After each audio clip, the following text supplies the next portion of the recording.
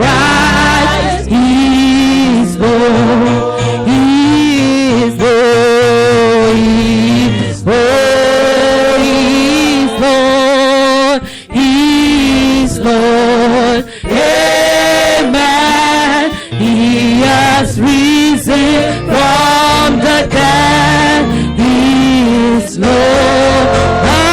Hallelujah. Every knee shall bow. Every tongue confess that Jesus Christ is Lord. He is Lord. He is Lord. You are Lord. He is Lord. Amen. He has risen from the dead. He is Lord. Hallelujah. Every knee shall bow.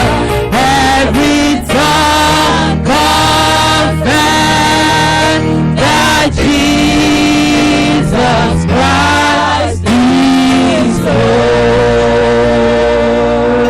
Lord. That He will worship you. King of Kings, Ancient of Days, our Redeemer, our Savior, our Healer, our all in all, that He will reference you this hour. Daddy, we appreciate you, O God. Daddy, we thank you. Because of who you are, we thank you. Because of your love, Daddy, we thank you. Because of your death on the cross of Calvary, Daddy, we worship you. Daddy, Lord, we thank you for such an unconditional love that you have for us, Lord. We worship you. Daddy, Lord, we do not take this for granted, Lord. Father, we appreciate you. We praise you. We exalt you above every other God, Daddy, because you are risen. Father, Lord, we bless you. Daddy, we thank you. Daddy, we worship you. We adore you. We enjoy you this hour. Daddy, we give you all to you because you deserve it. There is none like unto thee. Daddy, you are holy, you are righteous. Father, Lord, I worship you. I thank you because you conquered death, you conquered it all. Daddy, we worship you. Be exalted, King of Kings, Lord. Father, we reference you. Daddy, this morning, come and take your place, oh God. Father, take your place in our hearts, oh God. Father, take your place, oh God. Father, let your presence abide with us, oh God. Father, move, oh God. Daddy, use me for your glory, oh God. Daddy, I humble myself before you. Daddy, have your way. Daddy, do that which only you can do. And at the end, let us have every cause to glorify your name. For in Jesus' mighty name we are praying. Amen. Amen. We can have our seat. I welcome you this morning to the house of the Lord. The Lord is faithful. It is only by His grace, that is why we are still standing. The devil wants us to be dead. The plans of the enemy towards us is for us to be forgotten. But it is only by His grace. And that is why we have to appreciate every day. Appreciate His mercy. The song says His mercy is forever. His love is forever. His goodness is forever. Everything about Him is forever towards us. He loves us so much. He loves us so much. Even the psalmist said, who is man? Who are we that you love us so much? We are just but dust, but He cares so much for us. We need to appreciate Him. We need to appreciate Him every day. And it is not only on Easter that we celebrate His resurrection. He is risen and He is alive. He is alive in you. He is alive in me. He reigns in us.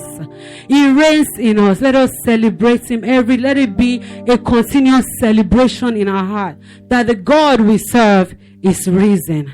The God we serve is what? He is risen.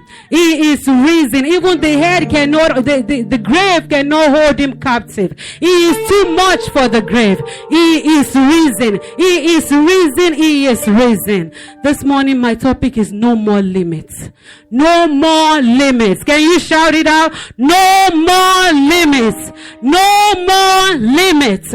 No more limits. Our God is too big. He is too big for the grave. He is too big. He is too big. He is greater than hell. He is greater than all your problems. He is greater than sickness. He is greater than illness. He is greater. He is above all. He is our sufficiency. He is more than enough for us. I tell you, it is a revelation. It is a revelation because my sister was singing this morning and most of us were just cold. It's like we don't know the weight of what the Lord has done for us. Let me tell you, if you don't know, there are so many other gods.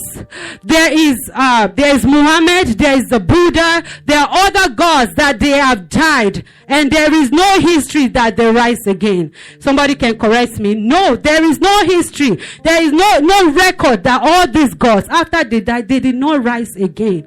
But the God that you serve, the God that I serve, the God that we serve, He is risen. He said the grave cannot hold Him captive. He is risen. Do you know why I'm happy about this month? Because this is our hope as Christians.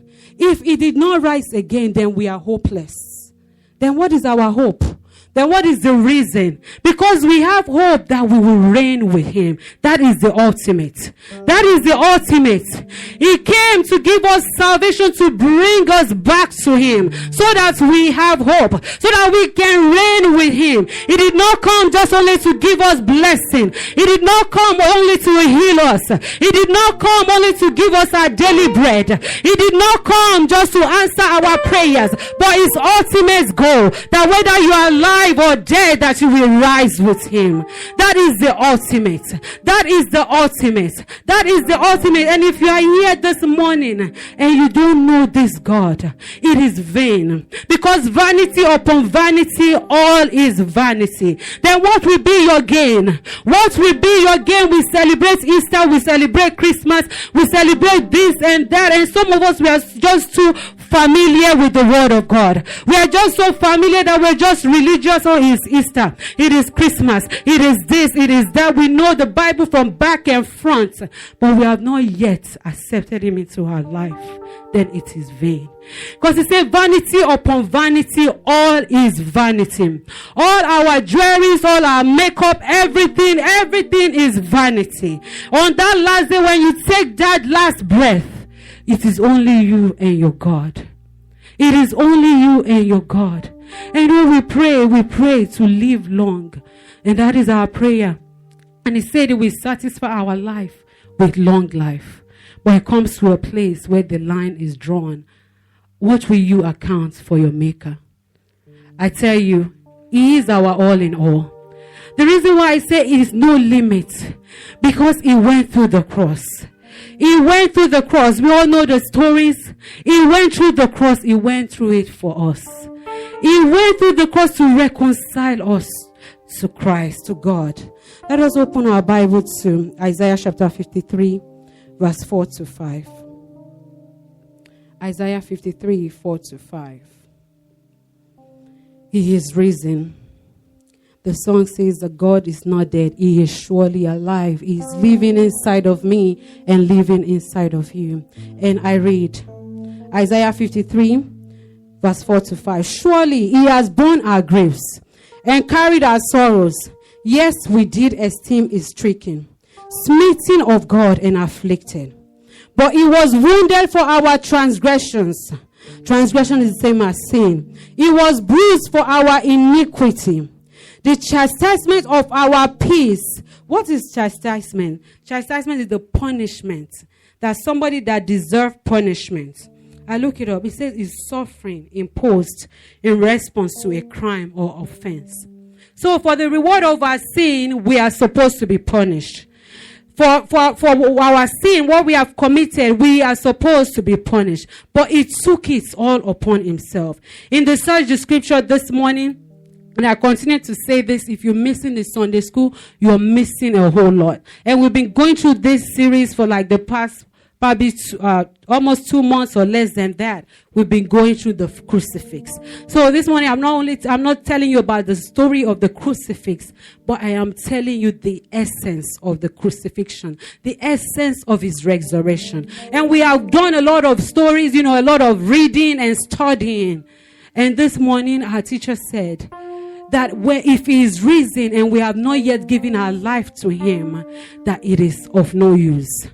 It is of no what? It is of no use. It is of no use if we have not given ourselves to him. He said he bore our transgressions. And he says the chastisement of our peace was upon him, that we might receive peace. He received the punishment. And by his stripes we are healed. And by his stripes we are healed. I tell you, he broke the chain of sickness. He broke the chain of illness. He broke the chain of failure. He said it is finished. It is finished. He nailed it to the cross. It was all on this curse. On his hands, it was all there. He said it is finished. I mean, you can just put is a open book. It is finished. Whatsoever you are facing this morning, I said it is finished. Whatsoever you have come to the church with this morning, it is finished. Because he bore your sickness. He bore your illness. He bore your lack. He bore every infirmities. And he said it is finished. I tell you, in Christ we have it all. He did not come only to buy us from Satan, but he came to give us life. He's an all-round God. Everybody say all-round. He's an all-round God. He is an all-rounder. He fulfills us. He completes us. But only when you allow him. He's not going to force himself on you. Only when you allow him to be the lordship of your life. Only when you surrender all and you say, Daddy, take me. Take me. I want more of you. I want you to be living in me. I want you to reign in me. I want to see your glory in me. I tell you this morning, don't let his resurrection be in vain. Don't let his resurrection be in vain in your life. He is risen. He is risen, and from what we see in every nooks and corners of the world is coming to an end. Believe it or not, the world is coming to an end. We have seen Christians paying, using their life, and they die. They are killing them left and right. We see wars. We see tribulations. And unfortunately, it's not going to get better. It's not going to get better. And what are we doing in preparation for him? What are we doing? Because he said he is coming back. He is coming back to take us back to him. He is coming back to take us all to reign with him. And that is the essence of resurrection. The importance of resurrection is that he died for us and he rose on the third day. And he says he is not nailed to the cross. Our God is not dead. Our God is living. He is living. He is living inside of you. He is too big. He's not just the God that is in the Bible that you only see or read about him when you want to pray, or you're scared and you just want to read the psalm. He is living. He is a spirit. He is a spirit that is looking for vessels. He is looking for people that he will dwell in, because he is too big. Say your neighbor, say, my God is too big. My God is too big. He is bigger than your problems. He is bigger than whatever you might be facing. Our God is big. He is mighty. He is too big. He is more than able. He can do all things. I want you this morning to have that revelation of who our God is. Our God is risen. Our God is risen. He says he broke the chain of death. He died for our ransom. Physically, he conquered it for us. Physically, as in your body. Physically, he conquered it. Spiritually, he conquered it. Financially, he conquered it. That we should not lack anything that we have. All our riches, all our wealth, and all that we may desire, we have through him. This is the God we serve. Our God is of no limit. He is a God of unlimited resources. He is a God that his bank is so full, and he wants people to bless. On one condition: when you accept him. When you accept him. I don't want us to paint it just like our God is like a Santa Claus that just dashes and dashes away. He wants a relationship with you. He wants a relationship with you. And that is why he died for our sin. He died for us so that we can come back to him. So that we can come back to him. He says he bore our transgressions. He bore our sins. He's the only one, just like I said, that died and rose again. And that is why we serve a living God. His pierced hands reminds us of scars. Memory of disaster. What does a scar mean?